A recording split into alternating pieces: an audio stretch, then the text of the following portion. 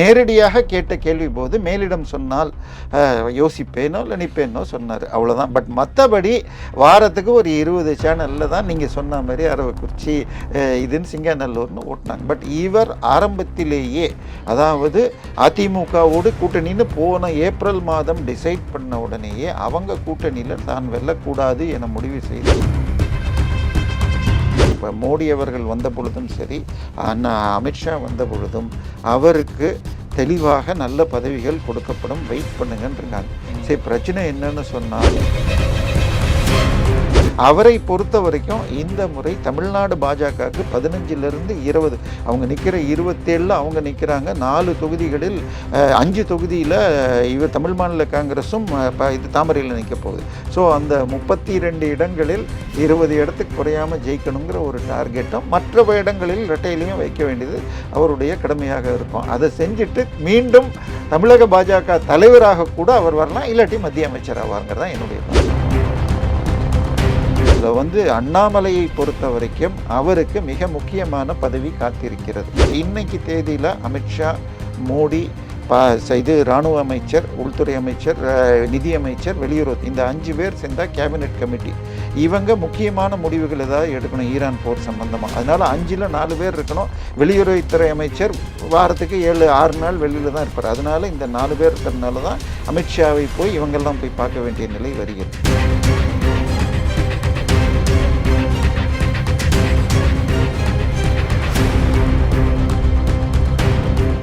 Real one உறவுகளே, நடுநிலையோடு பொறுப்புடன் செய்திகளை வழங்கி பல லட்சக்கணக்கான மக்களின் நம்பிக்கையை பெற்ற நமது சேனலின் வளர்ச்சிக்கு உங்கள் ஆதரவு தேவை. இந்த ஊடக பயணம் தொடர்ந்து வலுப்பெற திரையில் தெரியும் QR கோட் ஸ்கேன் செய்தோ அல்லது டிஸ்கிரிப்ஷனில் உள்ள வங்கி விவரங்கள் மூலம் உங்களால் முடிந்த அளவு சப்போர்ட் செய்யுங்கள். உங்கள் ஒவ்வொரு ஆதரவும் நமது குரலை இன்னும் பல லட்சம் பேரிடம் கொண்டு செல்ல உதவும். ரியல் ஒன் நேயர்களுக்கு வணக்கம். இன்று நம்மளுடைய நேர்காணலுக்கு அரசியல் விமர்சகரான திரு தேவப்பிரியா அவர்கள் இணைஞ்சிருக்காங்க. சார் வணக்கம். வணக்கம் சார். தற்பொழுது அண்ணாமலை தேர்தலில் போட்டியிட வாய்ப்பில்லை அப்படிங்கிற மாதிரி ஒரு செய்தி பார்க்க முடியுது. ஏன்னா நேற்று வரைக்கும் சிங்காநல்லூர், அரவக்குறிச்சி 2 தொகுதிகளில் ஏதாவது ஒரு தொகுதிகளில் போட்டியிடுவதற்கு வாய்ப்பு அப்படிங்கிற மாதிரி கேள்விப்பட்டோம். இப்போ போட்டியிடுவதற்கே வாய்ப்பு இல்லை அப்படிங்கிற மாதிரி ஒரு விஷயம் சொல்லப்படுது. இப்போ ஒரு போட்டியிடாமல் போறாரு அப்படின்னா அது எந்த முடிவுனால அப்படி எடுத்திருக்காரு? அவர் போட்டி போடுவேன், போட்டி போட மாட்டேன்னு எங்கேயுமே அவர் சொல்லலை. ஏதோ ஒரு இடத்துல நேரடியான கேள்வி. ஏன்னா இப்போ நம்ம ஸ்டாலின் சாரோ விஜய் சாரையோ யாரும் கேள்வி கேட்க முடியாது, அவங்க அலூஃபாக இருக்காங்க. இவர் வாரத்துக்கு 4-5 பேட்டியாவது குறைஞ்சபட்சம் ப்ரெஸ் மீட்டில் போகிறதுனால நேரடியாக கேட்ட கேள்வி போது மேலிடம் சொன்னால் யோசிப்பேனோ நினைப்பேனோ சொன்னார், அவ்வளோதான். பட் மற்றபடி வாரத்துக்கு ஒரு 20 சேனலில் தான் நீங்கள் சொன்ன மாதிரி அரவக்குறிச்சி இதுன்னு சிங்காநல்லூர் ஓட்டினாங்க. பட் இவர் ஆரம்பத்திலேயே, அதாவது அதிமுகவோடு கூட்டணின்னு போன ஏப்ரல் மாதம் டிசைட் பண்ண உடனேயே அவங்க கூட்டணியில் தான் வெல்லக்கூடாது என முடிவு செய்து, ஏன்னா ஜெயிச்சா நாங்கள் போட்ட இதுன்னு சொல்லிடுவாங்கங்கிறதுனால எடுத்ததாக உள்வட்டத்திலிருந்து நமக்கு தகவல் வந்தது. ஸோ அதனால அவரை பொறுத்தவரை இந்த தேர்தலில் அவர் நிற்காமல் இருப்பது வாய்ப்புகள் அதிகம். இன்னொன்று, இன்னைக்கு தேதியில் தமிழ்நாட்டில் நீங்கள் ஒரு 2-3 பேர் பேசினா அவர் என்ன பேசுகிறாருன்னு கேட்கறதுக்கு அதிகமாக கூட்டமும், அதே மாதிரி மீடியாவும் கவரேஜ் வேணும்னா அதில் இந்த இது அண்ணாமலை டாப் 5க்குள்ளே இருக்கார். ஸோ அதனால் அவர் தமிழ்நாடு முழுக்க சுத்தனை. ஏன்னா போன 2024 தேர்தலையே கோயம்புத்தூரில் அவர் நின்ன பொழுது அதிகமான நேரம் அங்கே தான் எடுத்துக்கிட்டார். 3 நாளைக்கு ஒரு தடவையோ அங்கே திருப்பி போயிட்டு பண்ண வேண்டியது. ஸோ அந்த நிலைமை இருக்கிறப்ப அவர் இப்போ சுத்தர் தான் என்னை பொறுத்த வரைக்கும் நல்லது. பட் சீட்டுகள் இன்னும் முடிவாச்சா இல்லையா, ஏன்னா வெளியில் வர லிஸ்டெல்லாம் எது உண்மை எது பொய்ன்னு தெரியல. ஏன்னா மயிலாப்பூர் டி நகரில் 2ல் 1 கொடுக்கப்படும் சொன்னாங்க. பட் நேற்றைக்கு மயிலாப்பூர் ஏடிஎம்கேல இது கோவை சத்யன் நிற்கிறாரு, ஸோ இதை கொடுக்குறாங்க அப்படின்ற மாதிரி ஒன்று ஓடிச்சு. வேளச்சேரி அல்லது இது விருகம்பாக்கம் சோழிங்கநல்லூரில் ஏதோ ஒன்று கொடுக்குறாங்க, ராயபுரம் கொடுக்கப்படும்ங்கிறாங்க. ஸோ டி நகரில் அவர் பேர் என்ன, நம்ம இந்த ஹோட்டல் ஓனர் போன நார்த் மெட்ராஸில் என்னார் செல்வம், வினோத் செல்வம், அவர் நிற்பாங்கிறாங்க. பட் ராயபுரம் கொடுத்தாலும் அவருக்கு சூட் ஆகும். ஸோ அந்த மாதிரி போயிட்டுருக்கு. சரி, அண்ணாமலை மிக தெளிவாக, ஏன்னா இப்போ மோடி அவர்கள் வந்த பொழுதும் சரி, அமித்ஷா வந்த பொழுதும் அவருக்கு தெளிவாக நல்ல பதவிகள் கொடுக்கப்படும், வெயிட் பண்ணுங்கன்னு இருக்காங்க. சரி, பிரச்சனை என்னன்னு சொன்னால் இன்னைக்கு வரைக்கும் புதிய தலைவர் டெல்லியில் புதிய தலைவர் நிதின் நபின் என மற்ற எல்லா கட்சியில் இருக்கிற தலைவர்கள்லாம் 50 வயசுக்கு மேலே, இளைஞர்கள்னு சொல்லிக்கிறவங்களே விஜய் அங்கிளாக இருக்கட்டும், ராஜீவ்காந்தியாக இருக்கட்டும், உதயநிதி, இவங்க எல்லாமே 50+ போயிட்டாங்க. ஆனால் பிஜேபிக்கு, அதுவும் பீகார்லேருந்து இதுக்கு முன்னாடிலாம் என்ன சொல்லுவாங்க, மோடி அவர்களும் அமித்ஷா அவர்களும் குஜராத்னு ஒரு எல்லை மாவட்டம். ஆனால் உத்தரப்பிரதேசமோ பீகார் தான் பெரிய மாநிலங்கள். அதுலேருந்து ஒரு தலைவரை போடாமல் நட்டா வந்து இமாச்சல் பிரதேஷ்னு 4 MP கொண்ட ஒரு இவரை போட்டாங்கன்னு நேரில். இந்த முறை பீகார்லேருந்து போட்டதே எதிர்காலத்தை நோக்கி ஒரு இளைஞரை போட்டிருக்காங்க. ஸோ இப்போ அவர் முழுமையாக தனக்கு ஏற்ற மாதிரி, தன்னுடைய வயது தனக்கு ஏற்ற மாதிரி ஒரு டீமை போடணும்.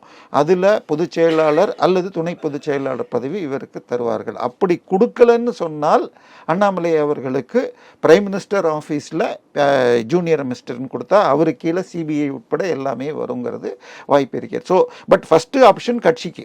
இன்னொன்று, பல அமைச்சர்கள் அமித்ஷா உட்பட அமைச்சரவையிலிருந்து நீக்கப்பட்டு முழுமையாக தேர்தலுக்காக அனுப்பப்படலாம். ஏன்னா நேற்றுக்கு பார்த்தீங்கன்னு சொன்னால் பார்லிமெண்ட்டில் இப்போ இருக்கிறது 534 தொகுதி. அதில் ஒரு தொகுதி எக்ஸ்ட்ரா ஆக்கி அவை 1/3 பெண்களுக்கு, ரஃப்லி 850 தொகுதி வந்துடும். அதில் 1/3 275. ஸோ இப்போ தமிழ்நாட்டுக்கு 39 எம்பிங்கிறது, அதில் 1/3 13 சீட்டு தமிழ்நாட்டுக்கு சேரும். ஸோ அப்படி சேர்க்கப்படும் பொழுது அதில் 33% பெண்களுக்கு, அது 2011 சென்சஸ் அடிப்படையில் ஒதுக்கப்படும் இருக்காங்க. ஸோ இதையெல்லாம் பண்ணுறப்ப அப்போ பெண்களுக்கு வாய்ப்பு கொடுக்கணும். இது எல்லாத்தையும் பிளான் பண்ணிட்டு பல அமைச்சர்கள் அமித்ஷா உட்பட கட்சிக்கு அனுப்புகிற 29 தேர்தலில் வெற்றி பெற வேண்டும் என்பது மிக முக்கியமான குறிக்கோள். அதுக்கு முன்னாடி 27 குஜராத் சட்டசபை தேர்தலும் உத்தரப்பிரதேச தேர்தலும் அவங்களுக்கு முக்கியம். இதை ரெண்டையும் ஜெயிச்சிட்டாங்கன்னா அது ஆல்மோஸ்ட் ஸ்டெப்பிங் ஸ்டோன் ஆகிடும். ஸோ இதை ரெண்டையும் நோக்கி அடுத்த மாதம் இந்த பார்லிமெண்ட் முடிந்த பிறகு மாற்றங்கள் இருக்கும். பட் இன்னைக்கு தேதியில் அமித்ஷா, மோடி, இது இராணுவ அமைச்சர், உள்துறை அமைச்சர், நிதி அமைச்சர், வெளியுறவு, இந்த 5 பேர் சேர்ந்தால் கேபினெட் கமிட்டி. இவங்க முக்கியமான முடிவுகள் ஏதாவது எடுக்கணும் ஈரான் போர் சம்பந்தமாக. அதனால் 5ல் 4 பேர் இருக்கணும். வெளியுறவுத்துறை அமைச்சர் வாரத்துக்கு 7-6 நாள் வெளியில் தான் இருப்பார். அதனால் இந்த 4 பேர் இருக்கிறதுனால தான் அமித்ஷாவை போய் இவங்கெல்லாம் போய் பார்க்க வேண்டிய நிலை வருகிறது. அதனால் இதில் வந்து அண்ணாமலையை பொறுத்த வரைக்கும் அவருக்கு மிக முக்கியமான பதவி காத்திருக்கிறது. இப்போ வெற்றி பெறணும். கடைசியாக வந்துள்ள எல்லா சர்வேக்களும் ஐஏஎன்எஸ் சர்வேன்னு போன வாரம் எடுத்ததில் உட்பட அவங்க போன எலெக்ஷனை கரெக்டாக சொல்லியிருக்காங்க. கடைசியாக நடந்த பீகார் தேர்தலில் கரெக்டாக சொல்லியிருக்காங்க. அவங்க இந்த முறை அதிமுக 125 சீட்டு வரைக்கும் எடுக்கலாம். 112லேருந்து 125, திமுக 98லேருந்து 112 அப்படிங்கிற மாதிரி சொல்லியிருக்காங்க. அதை உடைக்கிறதுக்காக ஐஏஎன்எஸ்னு ஒன்று எடுத்ததுக்காக திமுக உடனே என்ன பண்ணிடுச்சு, ட்விட்டரில் 5 ஃபாலோவர் வச்சிருக்கிற ஒரு ஆளை வச்சு ஏஎன்எஸ் சர்வேன்னு போட்டு 180ன்னு ஓட்டிகிட்டு இருக்கேன். ஆனால் அண்ணாமலை பிரச்சாரம் செய்யாமல் இது எடுபட முடியாது. ஏன்னா நீங்கள் போன வாரம் இபிஎஸ் பேட்டியிலே என்ன சொல்லியிருப்பார், நாளைக்கு அந்த போராட்டம் கோவையில் இது அண்ணாமலை தலைமையில் வேலுமணியும் சேர்ந்து கொண்டு போராடுவார் என்று சொன்னார். ஸோ அண்ணாமலை பிரச்சாரம் தான் உங்களுக்கு தேவை. இபிஎஸ் ஒரு பக்கம் செய்யணும், இன்னொரு பக்கம் இவர் செய்யணுங்கிறது எல்லாருக்கும் தெளிவு.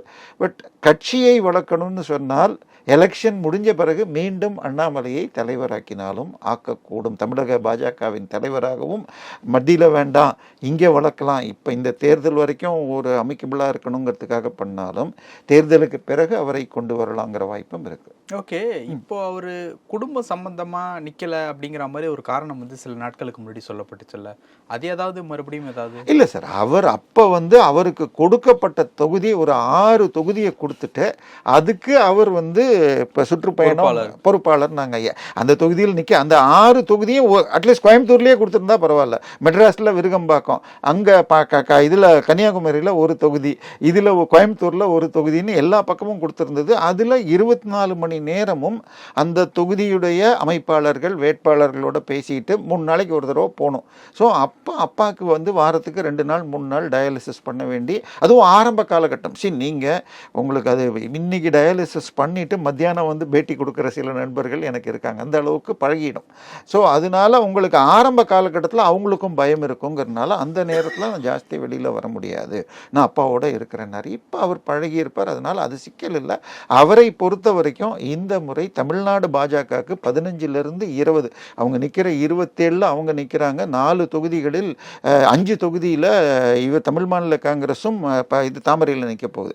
ஸோ அந்த 32 இடங்களில் 20 இடத்துக்கு குறையாமல் ஜெயிக்கணுங்கிற ஒரு டார்கெட்டும் மற்ற இடங்களில் இரட்டையிலையும் வைக்க வேண்டியது அவருடைய கடமையாக இருக்கும். அதை செஞ்சுட்டு மீண்டும் தமிழக பாஜக தலைவராக கூட அவர் வரலாம், இல்லாட்டி மத்திய அமைச்சர் ஆவாருங்கிறது தான் என்னுடைய பார்வை. பல விஷயங்கள் பேசணும். நேரத்துக்கு ரொம்ப நன்றி சார்.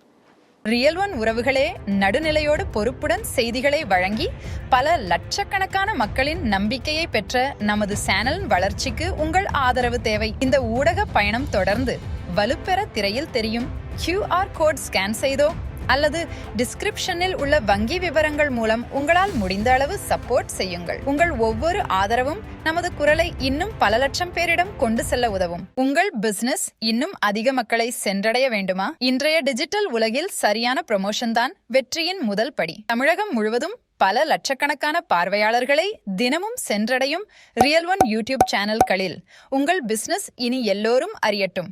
குறைந்த செலவில் அதிக ரீச்.